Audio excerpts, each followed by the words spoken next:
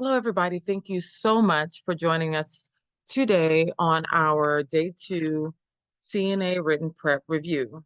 If you joined us on yesterday, you were able to hear from our student coordinator, Ms. Dulce, who did a bilingual CNA prep review, and it was awesome. And I'm excited because we have a very diverse team who have amazing gifts and talents and passions in regards to our very diverse community here in San Marcos, Central Texas area. So thank you so much again for joining us. At any point, if you can't hear me or things are not clear, please let me know. For those who are watching the after party, because we're calling this the night squad, um, and you're watching the recording, I encourage you to interact, put your comments in the comment section as you're watching the video, test yourself. We don't typically rush through the questions because we want to give students time to think so that it gives you a time to respond, change your answer. As you will also hear during this video and recording session, it's okay to get something wrong in this situation because the goal is to prep, right? To study, to see where you can focus and do a review over certain things that you may have forgotten. This is normal. Please take a deep breath, give yourself grace. All right, let's get started.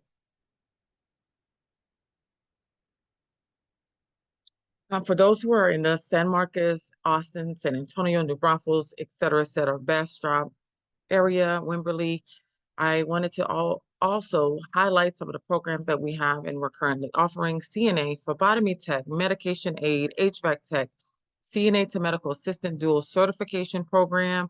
And our programs typically are 4 to 12 weeks. It depends on which program you're enrolled in.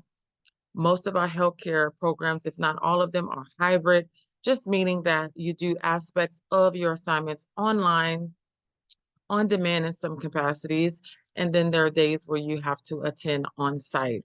This has proven very effective for our area because we have amazing, busy young adults and adults who are juggling many things, and a hybrid program just fits.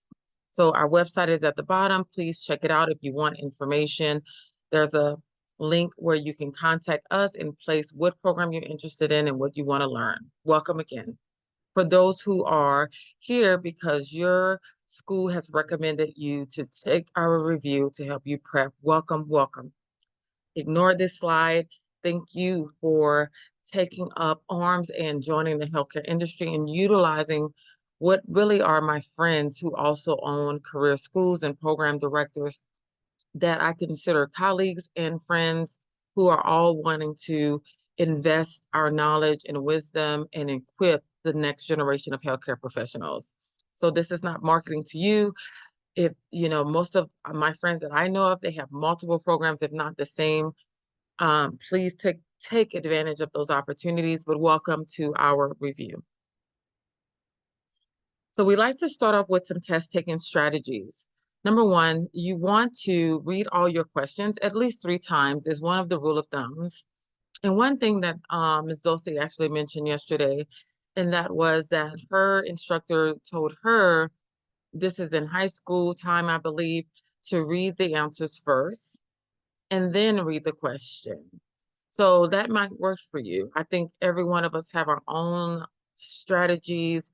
And a lot of times because you have taken such a course that covers so much material, you need to know how to be tested. How do you be successful in the test? Because taking a test and maybe not making the grade that you want does not mean you didn't learn anything. It may mean that you need some strategy. So that's one of our goals too, is to navigate some questions that we can help you with strategy to help you get to that right answer. One of mine that I usually use a lot and quite a bit and have even in nursing and even CNA was ask yourself, what is the question asking you?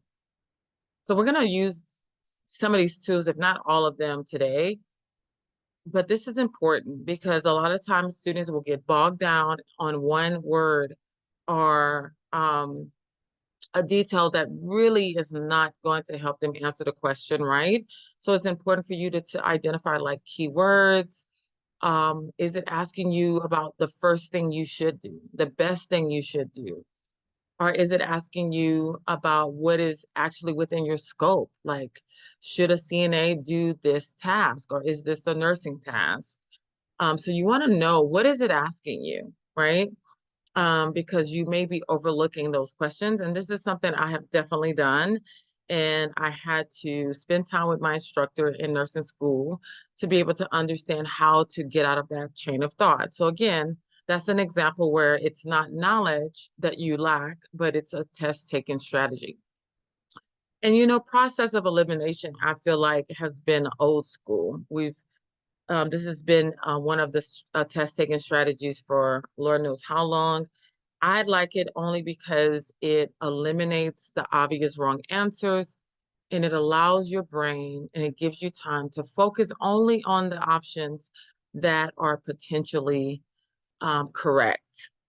And a lot of times it's almost like removing a distraction and allowing you to focus in on what, can be the correct answer. So these are three like simple ones. I didn't want to overwhelm you, but some that I want you to work through even as we're working through these questions. All right, let's get started. What is palliative care? A, curative treatment. B, life extending treatment. C, comfort care. Or D, emergency care. What is palliative care? So this one can be simple because it's not scenario based, in that it's giving you a whole story or part of a story. It's really a knowledge question, meaning that you have to know what palliative care is in order to answer this question, or you're going to be guessing. One thing you could do, let's say you forgot, you had a brain fart and you're like, oh my gosh, I know this answer, I know it. And you're trying to figure out what it is and you're trying to recall and remember. One of the things I would recommend that you do, read your answer choices. Read your answer choices.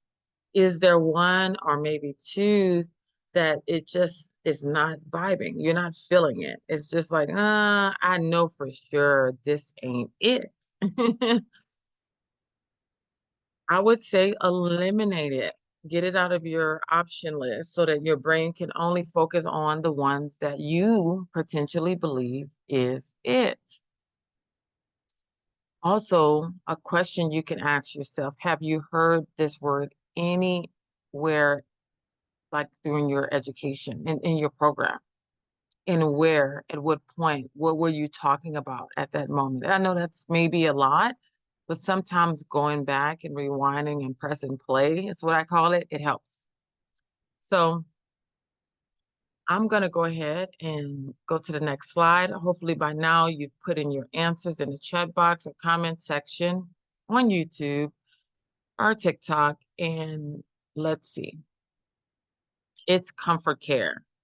So if you had a hard time with this question, this means that you need to refresh on the difference of palliative care. One thing that I would do is I would actually answer what is curative care. And I would write on a note on my notepad what it is, right? When we look at curative, it has to do with providing a cure, right? Or solving the condition, resolving it, right? Taking care of it where it is no longer impacting our resident. So I would put this on your tablet and put curative care means that it's providing a treatment that's ultimately we're looking for it to be successful in eliminating that condition. Say it in your own words. My biggest tool for you is to make things make sense based on your brain. Not my words necessarily. I hope to give you clarity, but it's important to make it make sense to you. what is life extending treatment, you know? So let's say, let's go back to like, we just did not. Let's say we just had a brain fart, which happens to all of us, and we don't know what this is. Sometimes, or if not a lot of times, your answers can give you answers in that, okay, what is life extending care? Like we already got that based on the word, right? But we know it's to extend life. We may not know what it all entails, like what do they do? Don't overthink it. If you start finding yourself going through that trail, bring it back, right? We just need to know that this treatment in B is about life extending. And then C is comfort care. Where have we ever heard about comfort care? You may think of hospice, right? Right? So what about comfort care is different than life extending care and curative care? Will this resident recover? Will the condition typically be resolved in comfort care? If you're saying no, you're correct, right? If we're keeping someone comfortable, typically it's because whatever they have is in maybe almost in late stages, and we want them to be pain-free, et cetera, et cetera. Emergency care is pretty straightforward, you know what it is, you know what it is. You probably been in an emergency room before. So maybe even in your tablet, now that you know what palliative care is based on the answer, sometimes even going to your answers and defining things as you do a focus study can help you remember and recall the definition of palliative care, which is comfort care. Let me know if this helped. A nurse aide walks into Mr. Smith's room and found him on the floor. What should be the initial action if a patient falls? A, lift the patient immediately. B, check for injuries. C, call a family member. Or D, leave the patient and seek help. All right. So let's use all of our test taking strategies for this one. Let's start off with process of elimination. All right. So in what case would we ever call the family, right? Not at this point, right? So we can eliminate C, or you can tell me, would you eliminate C? Yes or no? Would you eliminate it? All right. What would be another one that we should eliminate that probably is not a good answer? And again, this would be an opportunity where you can reread your answer or your question, I'm sorry, and figure out, okay, does it relate to what's happening? So let's say we feel like A, B, and D are possible answers, right? There's one more that I would eliminate, but again, this is a review session, and sometimes, especially if you've been in the industry, you have probably seen all of these things happen. So I want us to kind of work through it as a tool to help us with prepping for our prep to pass our state exam.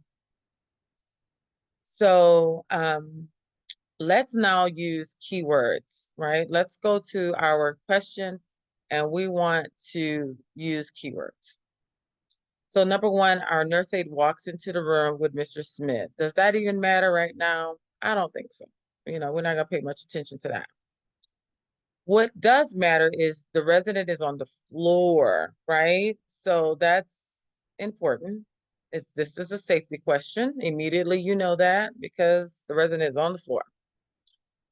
The other thing that is important to pay close attention to is how the last part of the question is worded, right?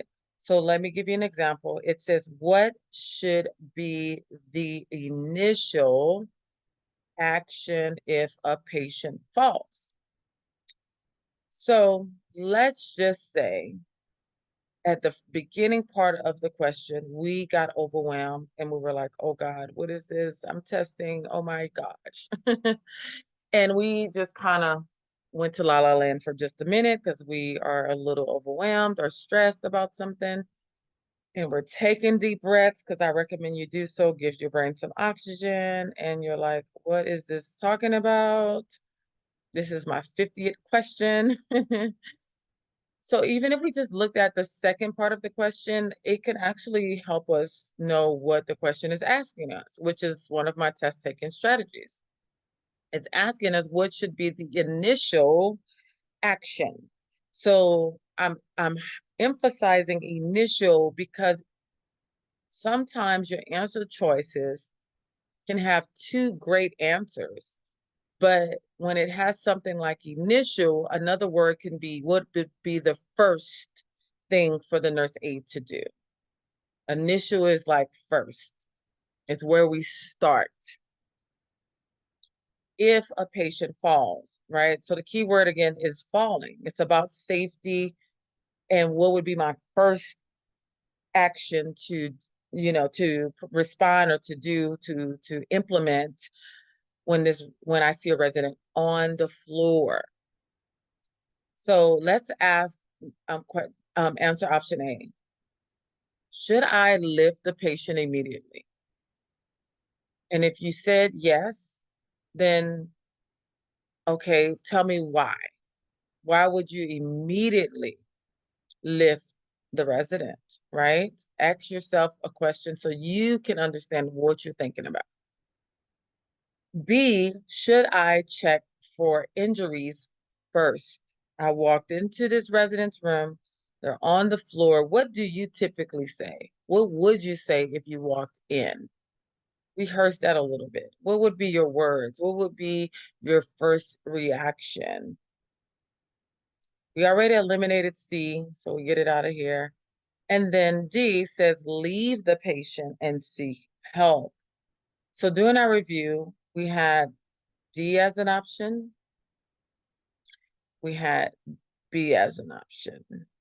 Okay, and we wound up, I think, eliminating A.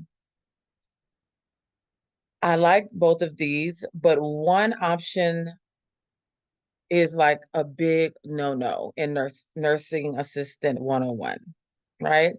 And let's say we included A because a lot of times your residents are going to be like, I'm fine. I don't need anything. Please don't call the hospital. Please don't call my daughter. Nothing's hurting, blah, blah, blah, right? Not blah, blah, blah, but you get me. They don't want their people to know. They don't want to go to the hospital. So they're giving you all of the things, right? Why wouldn't we first lift the patient immediately?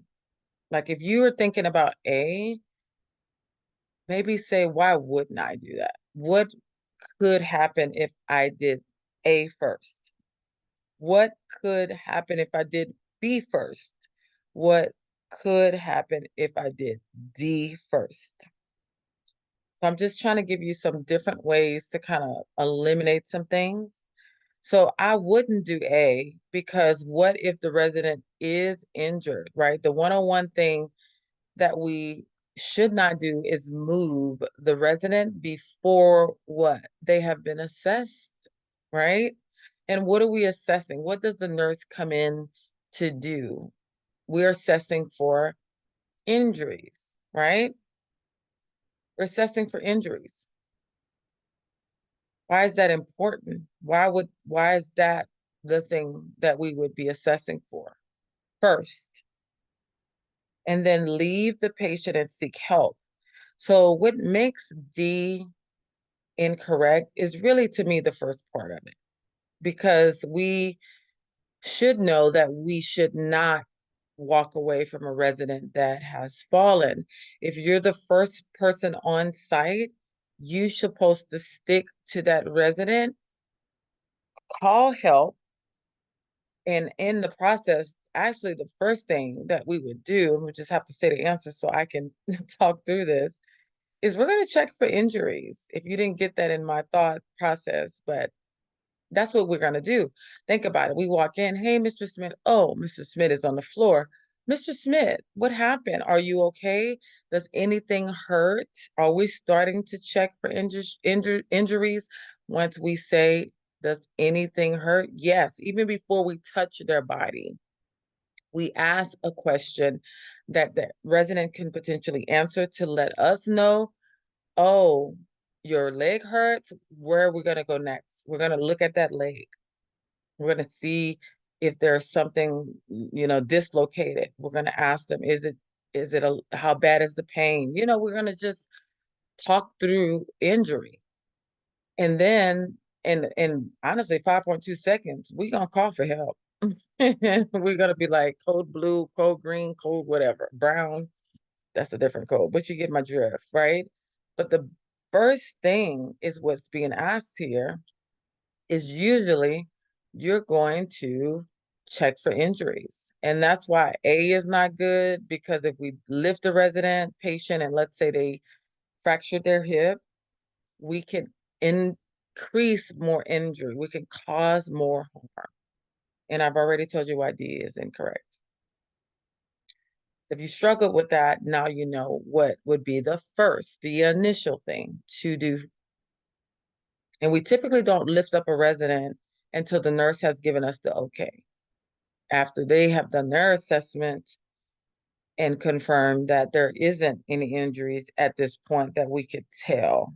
And we use this term assess for nursing because we're going to do a deeper assessment of injury. You're going to check. That's you verbalizing, that's you maybe touching, looking, and you're going to give that information to the charge nurse. Miss Ann tells the CNA that she is not getting enough oxygen. What is the best way for the CNA to act? All right, tell the resident she hears the oxygen tank working. B, check the O2, which is oxygen tube, for kinks. C, turn the O2 tank off. D, leave the room and tell the charge nurse. All right, if we did our process of elimination, we're going to eliminate what? Let me know in the chat box, what are we eliminating? Most definitely, we're going to eliminate C. You're correct. Because why would we turn it off when the resident is saying they're not getting enough oxygen? Not a good thing, right? I agree that you're going to eliminate A, because does it matter that you hear it working? Right? Like, think about that.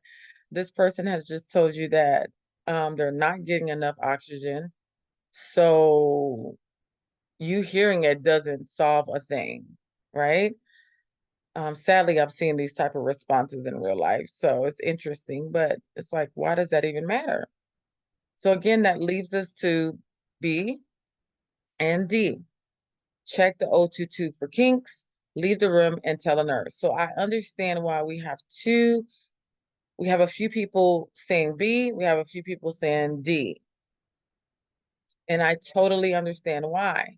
Because I'm assuming you tell me that you're thinking about, I need to report this to the charge nurse. I'm sure this is why you still have this as an option. Because it is true, if something is happening to that person's oxygen tank, the nurse should be informed, right? I'm thinking that you're keeping B because does it make sense that you as a nurse aide would check that tube for kinks? I hope you're saying yes.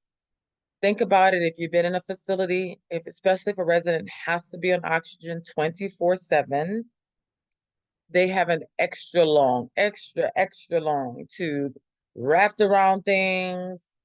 It could be tied, kinked up, which is like kind of tied in it, like intertwined with itself.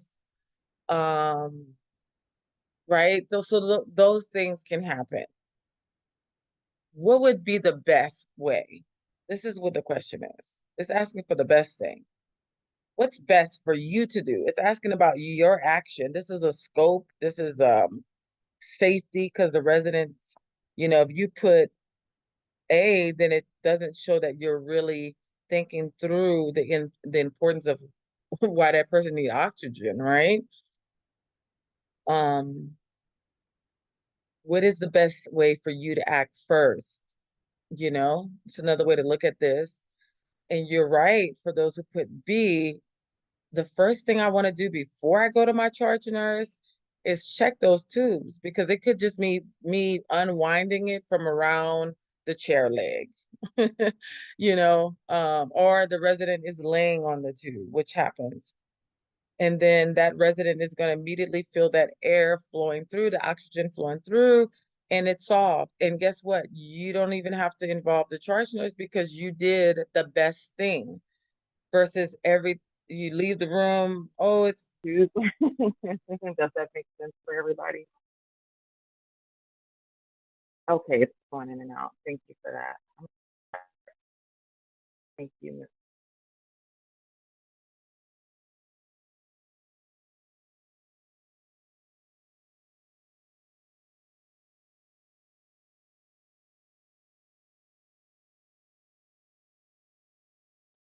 All right. Can you let me know if this is better? Is this better for everybody? Awesome. Okay, perfect. I just took it off the earphones. I was trying to be discreet, but it didn't help. Okay, so I'm gonna just restate that just to make sure. So one of the things that I was saying is that the first thing, one of the keywords is the best way for the nurse aide to act, right? So this is about what you can do, right? I'm happy that you both are the group, you decided B or D. I think those are two answer choices that makes sense to keep. Okay. So on B, it says that we would check the oxygen tanks or the tube, I apologize, for kinks. And D says we're going to leave the room and tell the nurse. So one of the things that I was thinking about was usually the resident has an extra large tube, right? And it's wrapped around things in a room, it's tied up. So one of the best things that you can do is to literally check the tube for kinks. And if that didn't solve it, then you would go to the charge nurse. Does that help everybody in regards to why B is the best way for you to act first? So in nursing, we would call this like a priority question. What can I do first before I go to the next task or the chain of command, right? Does this help you?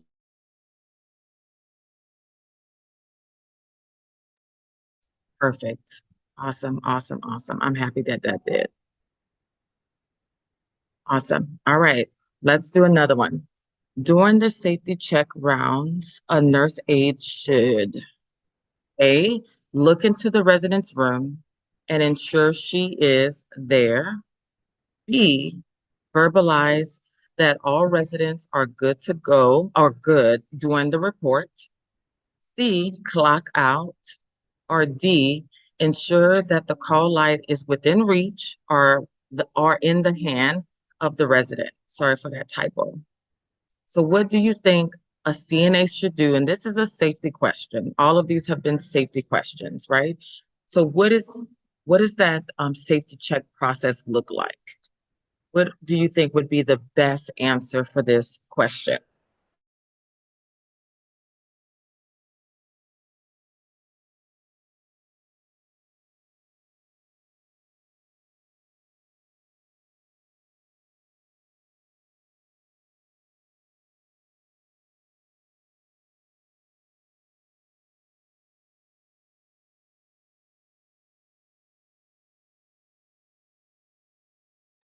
Awesome. Very, very good. D is the correct answer. Yes. Ensure that the call light is within reach and in the hand of the resident or in the hand of the resident. Right. This one was a pretty straightforward one. Okay. Mr. Peterson often leaves the dining room table after only eating a few bites of good food or bites of food. One of your coworker decides to put his wheelchair between the wall and table so the resident stays or he stays and eats. This is an example of what? Abandonment, physical abuse, defamation, or false imprisonment. So what do you think?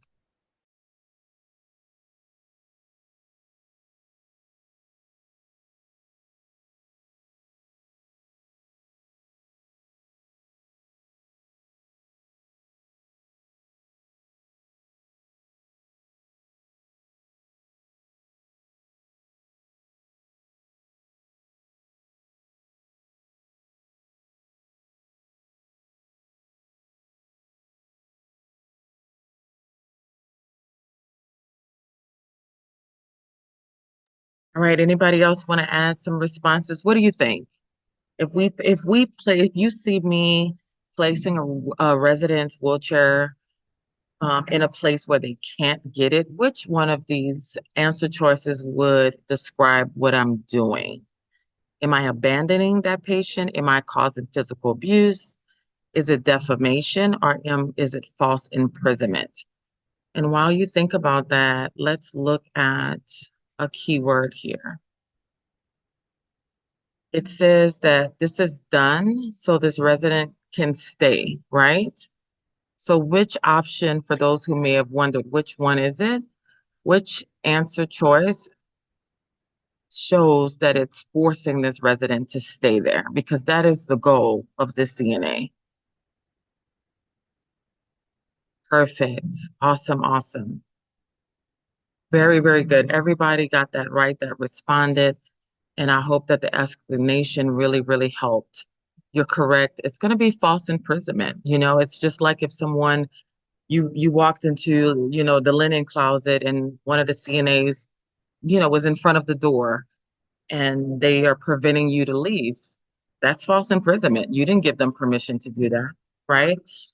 One of the things I will say too, that the nurse aide's response may be, what is the word? Like their intentions may be good. Their intentions may be good, right?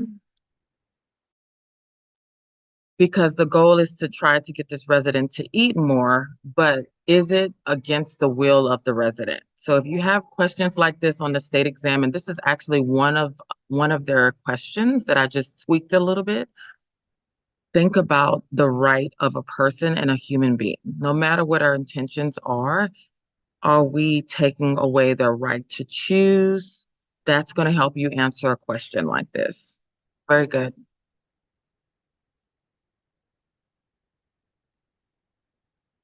Awesome. All right, let's do the next one. You are caring for Dorian, a 58-year-old resident who is dying of prostate cancer.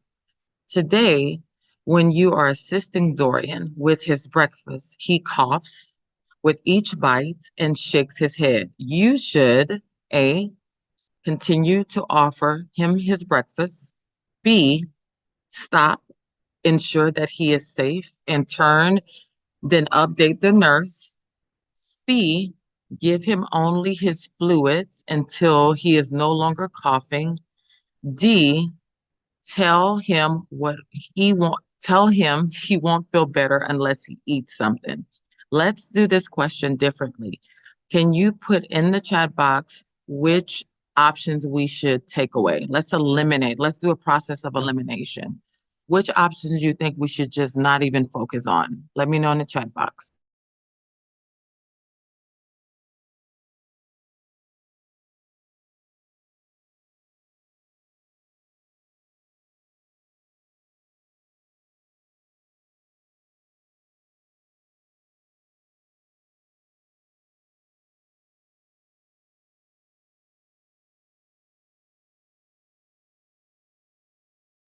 Very good. I totally agree that A is an option. And I also agree that D is one that we should definitely eliminate. I love it. Very, very good. So we're going to just put an X on A and put an X on D. So now our brain just focuses on two options. All right. I do want you to breathe through your test. You have 90 minutes, and I think it's about 60-ish questions. So if you start to feel overwhelmed during your test, do this process of elimination. I want you to take a deep breath and reread that question if you got to.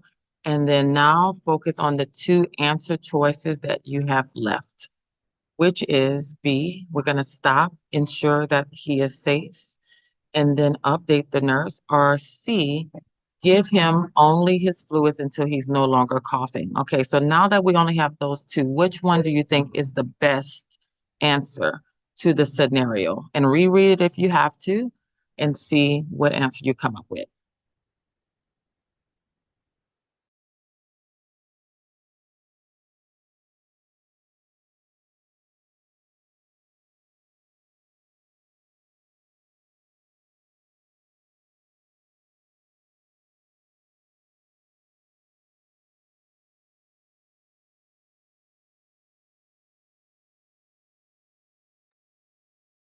Very, very good.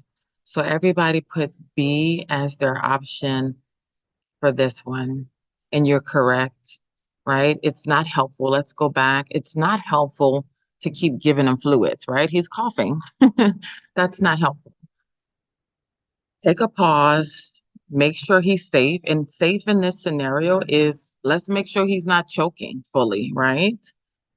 That's what safety looks like in this scenario. And then update the nurse. Very, very good. Okay, next question.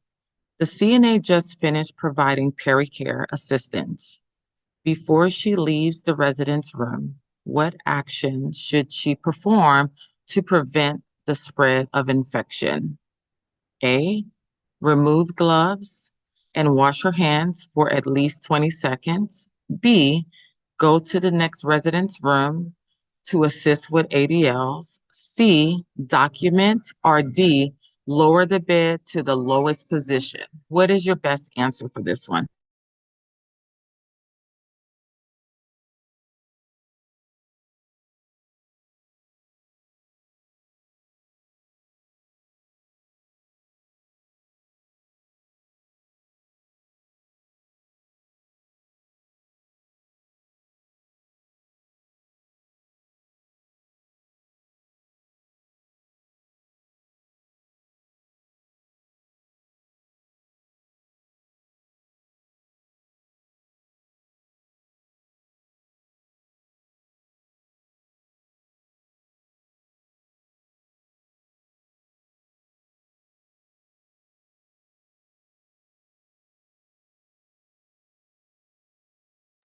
Very good. Everybody put A. I'm so thankful for that.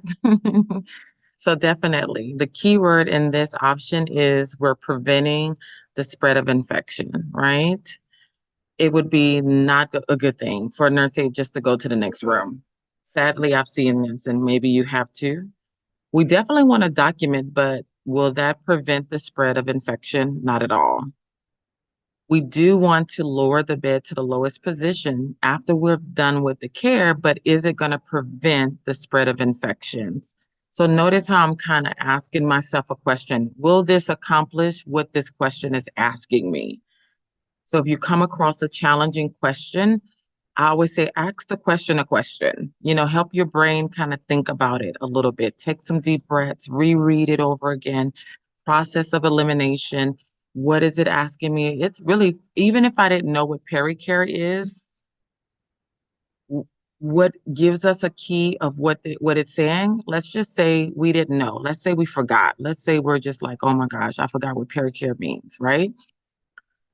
The second part of the question, if we just know that, which is what action should she perform to prevent infection, the spread of infection, doesn't that allow us to still answer this question correctly, even if we didn't remember what pericare is? So I want you to think about that. So sometimes I've seen students allow words to stump them, and they're like, I don't remember what that is. So then they just think they don't know the question. If you come across a question like that, I want you to read that question slowly in your mind, read it to yourself, and I want you to think through, okay, is there something else in this question that still will help me identify the correct answer? Okay. So even if I forgot pericare, I don't want you to get stuck on a word. Move forward, look at the second part of that question. Because if you look at your answer choices, there's nothing about pericare, right? There's nothing about giving care in the regards to pericare. And pericare, for those who may not remember, this is when we're cleaning the private areas of a resident, right? So look at our answer choices. There's nothing at all talking about this, which also can help us say, okay, wait, it doesn't even sound like it has to do with care. Let me reread the question. Let me know if that kind of helped you with knowing what to do if you come across a word that you don't remember or you may have forgotten. Let me know if that helped.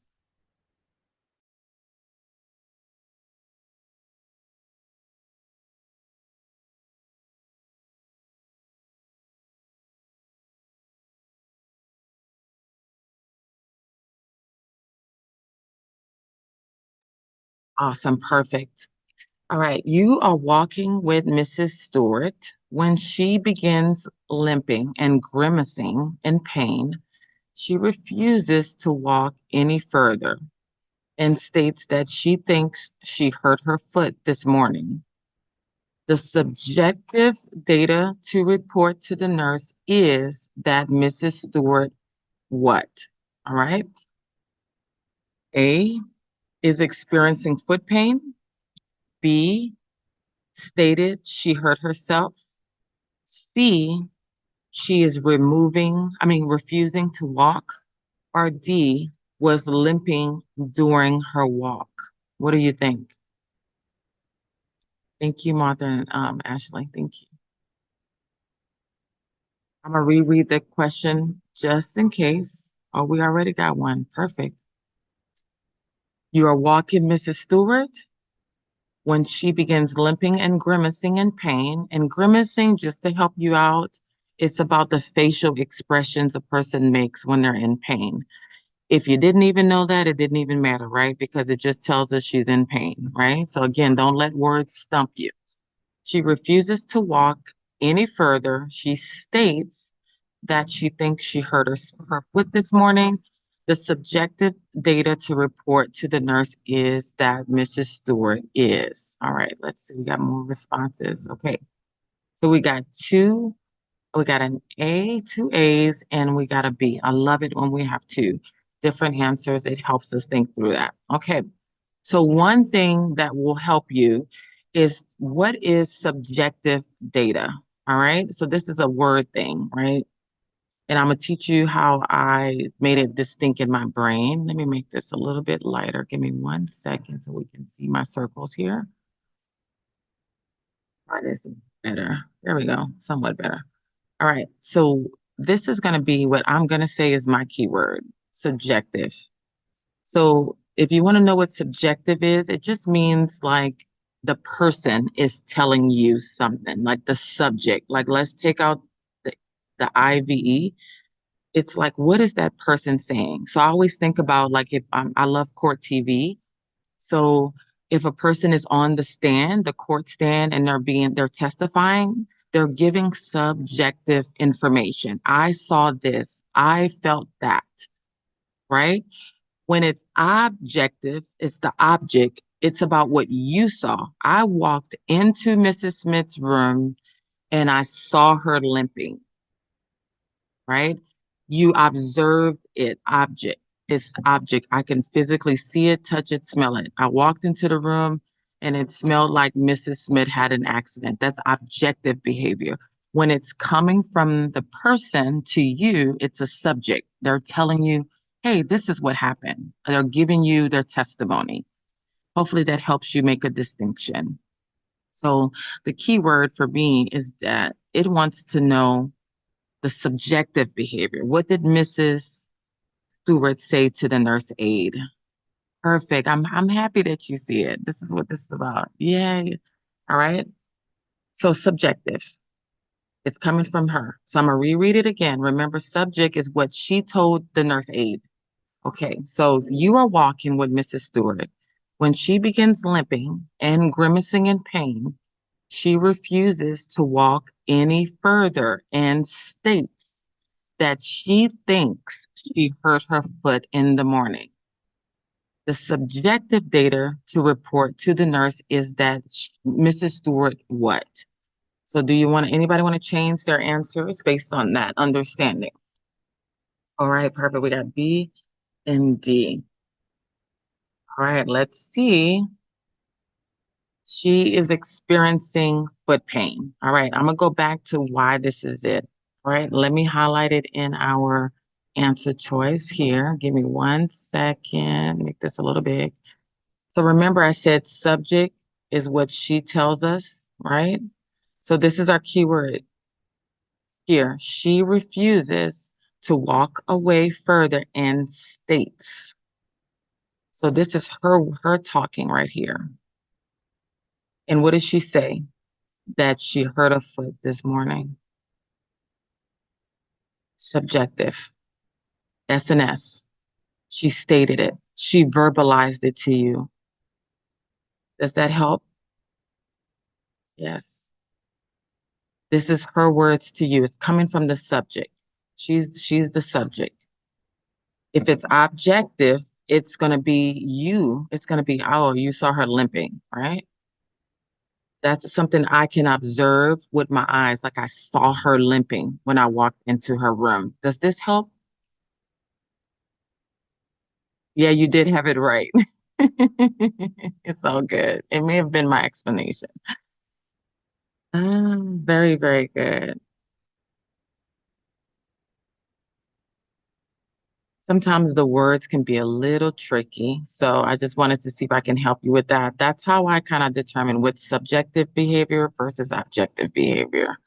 Is it coming from their mouth, the subject? They're the subject, we're the object, right? So she's experiencing pain. Very good. All right. The CNA is assisting a resident with a bed bath. Mr. Dan complained of pain in his lower back. What should the CNA do if he finds a red spot that doesn't go away when touched while dressing a patient? All right. So, A, tell the resident there is nothing there. B, place a barrier cream on it and cover. C, ignore the resident. Or D, complete a skin assessment sheet and tell the charge nurse. What do you think is your best option for this question?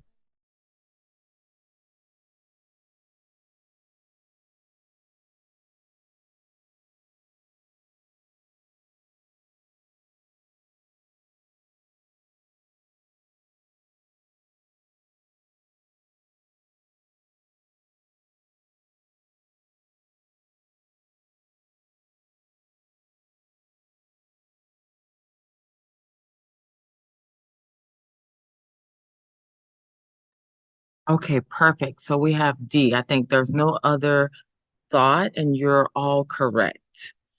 Because we're not going to tell them nothing's there because we obviously saw it. It tells us that we saw a red spot. Placing a barrier cream won't do nothing, right?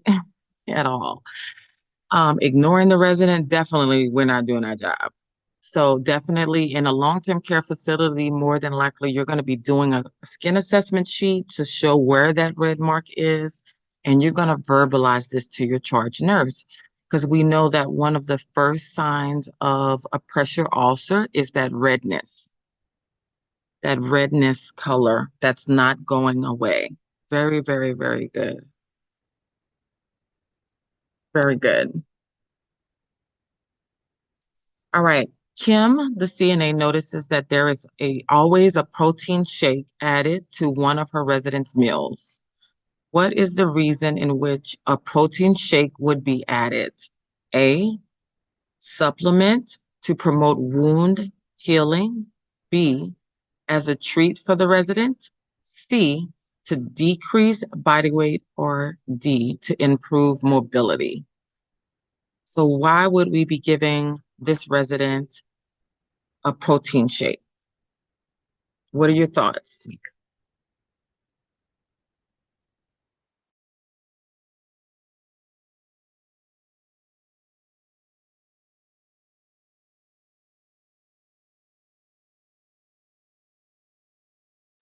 Okay, we got A. Any other options? Everybody thinking A? Let me know what your thoughts are. Why would we be adding a protein shake to the meals of a resident? All right, we got another A and we got a D. Perfect. Okay, awesome. Very good. Very good. Awesome. So let's do this process of elimination. I love it when we have two options. So it seems like we said no to B. So we're going to take B out of here. And it looks like we all agreed that C doesn't make many sense, right? Because protein is a builder. We all kind of know that, right? You ever have a friend or if you did protein shakes, typically we're trying to build muscle. So it doesn't make sense that it would decrease the weight of a resident. So let's just totally take those off. So do we know what protein does? Like at its core, what do you think protein does? Put it in the chat box. Let's think about protein. Let's use protein as our keyword. What is protein good for?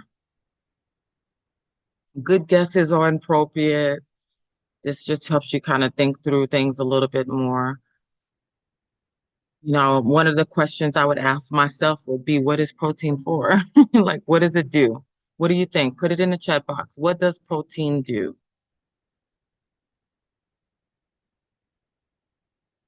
Build muscles, most definitely, right? It builds muscles. Is there any other reason that we would use protein for elderly patients? You know, do we typically want to make them all muscular? What do you think would be an issue potentially for this resident? Are we trying to build muscle or are we using protein for something else? Anybody else want to say? Zita, can you let me know why you selected A to kind of help us with this?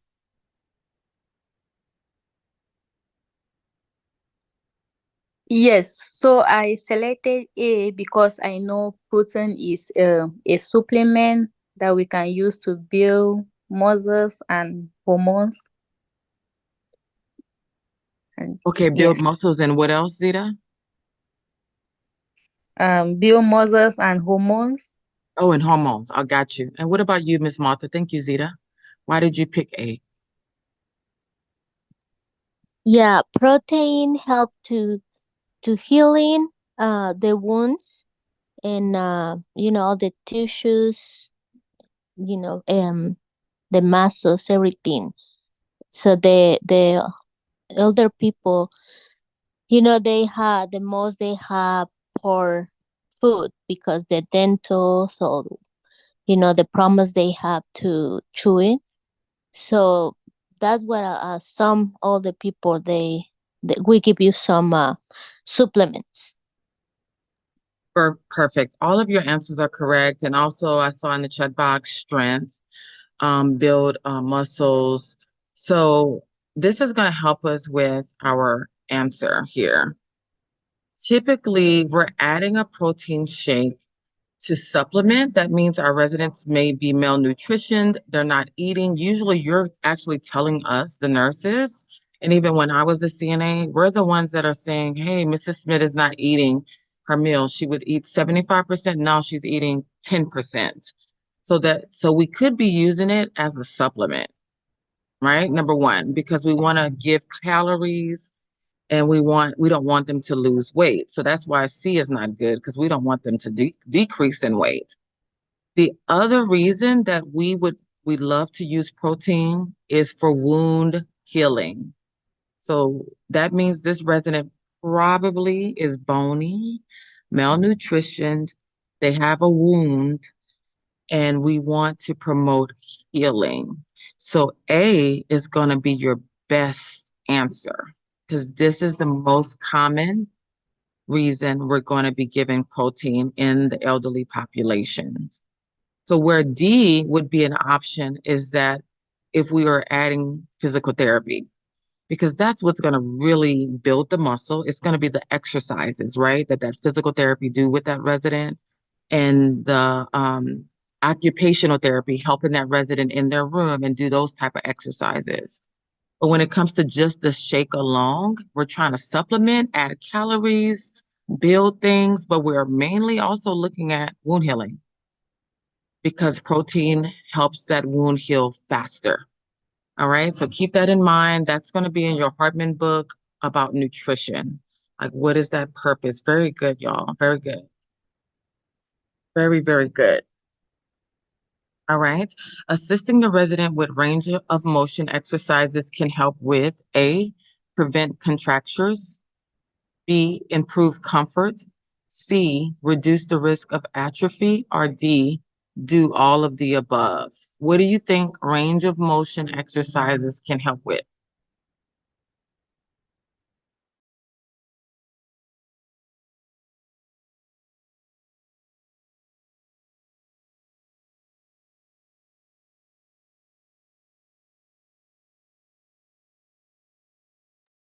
Awesome. We got C and D. Any other thoughts?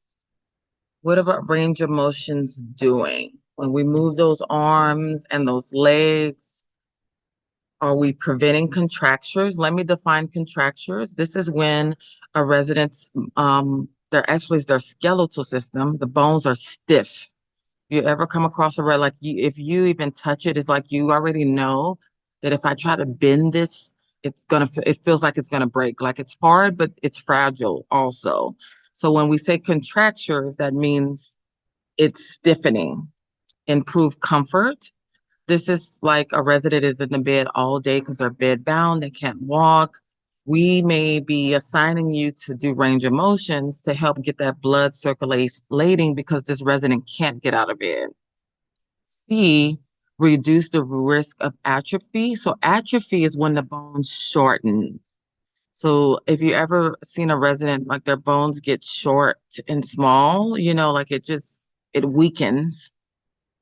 So do you think range of motion exercises help every single thing on that list? Because D says all of the above. So what do you think?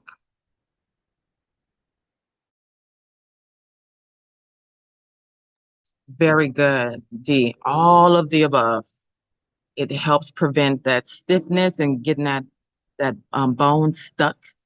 It helps improve comfort. If you ever just had a lazy day and you sat late in the bed, right, you start to feel pain a little bit, right?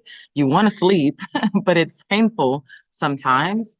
So you doing range of motion will help decrease pain and uncomfortableness and just atrophy. This is a word that we may not know.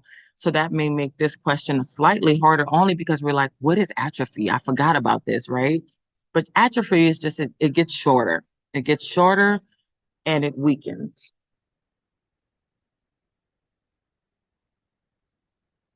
All right, very good.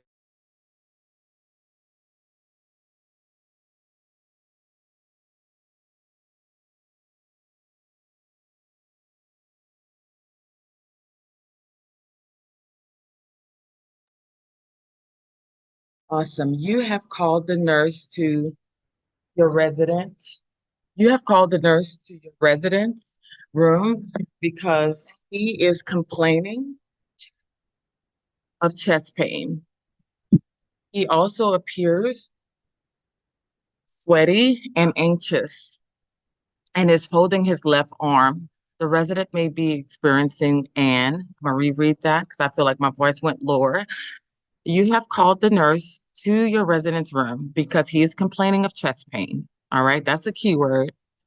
He also appears sweaty, he's anxious, and he is holding his left arm. The resident may be experiencing a cardiovascular accident, B, myocardial infarction, C, asthmatic attack, or D, transit ischemic attack. So these are word things. This is like a knowledge question. Like, do we know what these are? All right. Anyone want to guess what would be the best answer in response to this one? So let's do some keywords while you're thinking. Let me get my thing. So we got chest pain, right? This resident is sweating. They're anxious because they're scared, right? Like, it's like something is changing. They're holding their left arm. Anybody want to guess like what could be happening for this resident? All right, Ashley. Ashley said A. Go ahead on. Ashley's like, I'm gonna go in and I'm gonna go bold. All right, A, and B, awesome. So we got a cardiovascular accident. Ashley, can you tell us what a cardiovascular accident is? Let's make this word simple for us. What is it? You can get off mute. I'm sorry. I'm thinking it's similar to a heart attack, maybe. Yes, ma'am, it is. Your guess is Okay, correct. Very go good. ahead. Awesome, very good. All right, Miss Martha, what is a myocardial infarction in your own words? What do you think that is?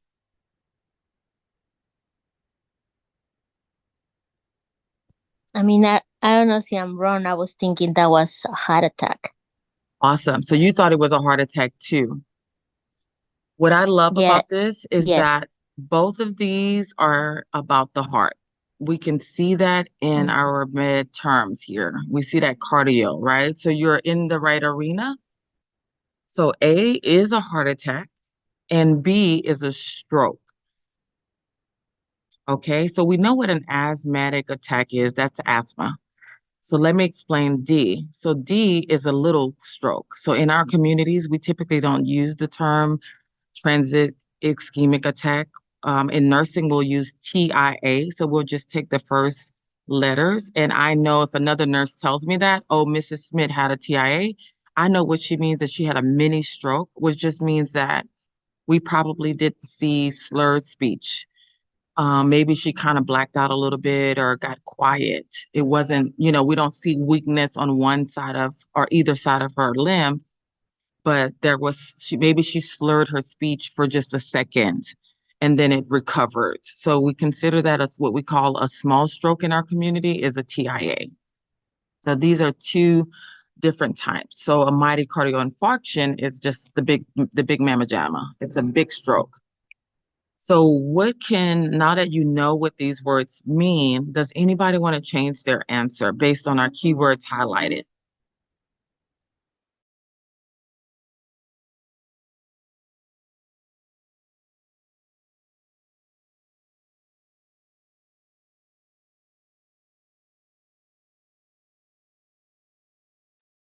Very, very good. All right, let's go. Let's see which one is it. Boom, it's the big one, the myocardial infarction.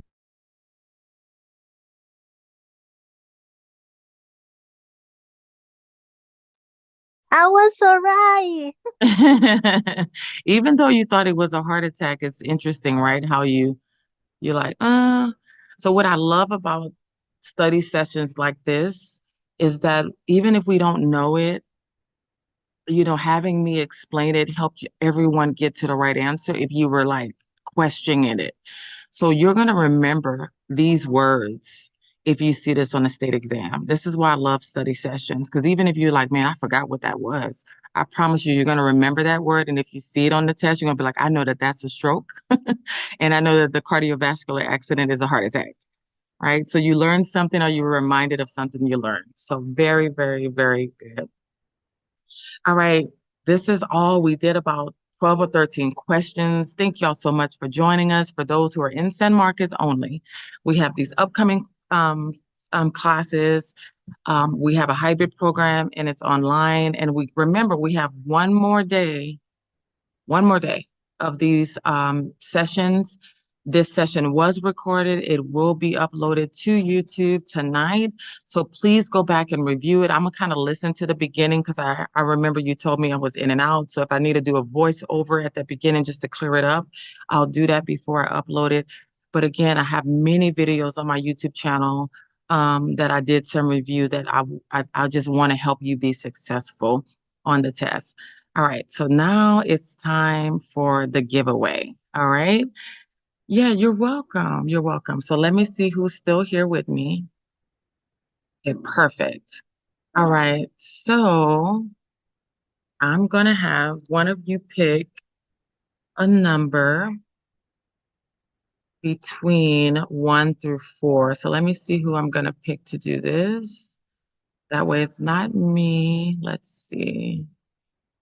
All right, Ashley, I'm gonna have you pick a number 1 through 4. And we're going to see who's going to win the gift card in the $25 giveaway today. Put it in the chat box. All right, Miss Ashley said 2. Let's see who was number 2. All right. We have actually Miss Zita. You're number 2 today. Congratulations. Oh, thank you. Awesome. Very good. All right. So Zita, send me your Venmo, Cash App, or however you want me to get this to you. And remember, we're giving away another $25 gift card. If you won today and yesterday, there's no rules against you winning twice.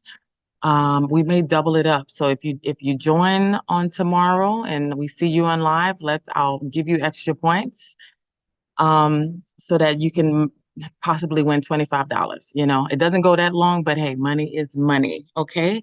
I'm glad that this was helpful. Join us tomorrow, 7 p.m. The Zoom link will be the same. Thank you, ladies, and y'all have a great night. Thank you. You too.